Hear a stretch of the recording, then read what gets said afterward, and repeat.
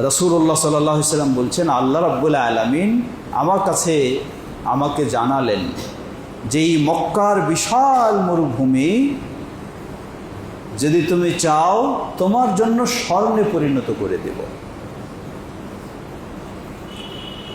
ফাকুলতু লা ইয়া রব, রাসূলুল্লাহ সাল্লাল্লাহু আলাইহি ওয়াসাল্লাম বললেন, না হে রব, আমি চাই না।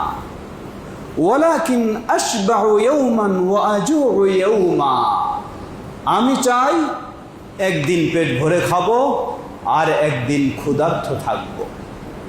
আমি এটা চাই, এর বেশি কিছু চাই না। কেন?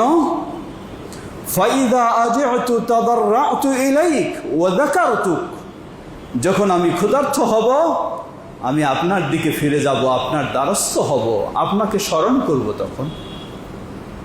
ওয়াইদা শাবি'তু হামিদতুকা ওয়া শাকারতুক, আর যখন আমি তৃপ্তি সহকারে খাবো তখন আবার আপনার প্রশংসা করব, আপনার কৃতজ্ঞতা প্রকাশ করব। আমি এতটুকুই চাই, এর চেয়ে বেশি আর কিছু চাই না।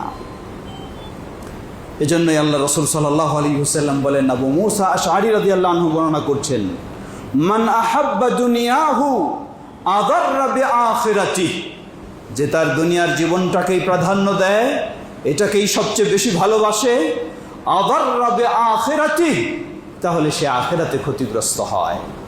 ওয়ামান আহাব্বা আখিরাতাহু আদাররা বিদুনিয়া, আর যে তার আখিরাতটাকেই প্রাধান্য দেয় সে দুনিয়া তো কিছুটা অন্যের চেয়ে ক্ষতিগ্রস্ত হবে, এটাই স্বাভাবিক, হতেই হবে, এটাই নিয়ম। ফাআসিরু মা ইয়াবকা আলা মা ইয়াফনি, সুতরাং দুটোই তোমাদের সামনে, দুনিয়াকে যে প্রাধান্য দিবে আখিরাত ক্ষতিগ্রস্ত হবে, আখিরাতকে যে প্রাধান্য দিবে দুনিয়া ক্ষতিগ্রস্ত কিছুটা হবে।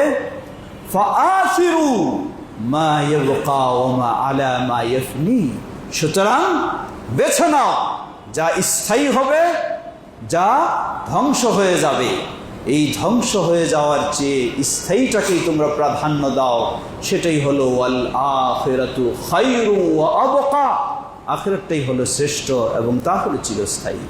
আল্লাহ আমাদেরকে প্রিয় নবী মুহাম্মদ সাল্লাল্লাহু আলাইহি ওয়াসাল্লামের মডেল হিসাবে গ্রহণ করে আমরা যেন দুনিয়ার জীবনটাকে সেভাবে অতিক্রম করতে পারি, আল্লাহ আমাদের তৌফিক দান করুন।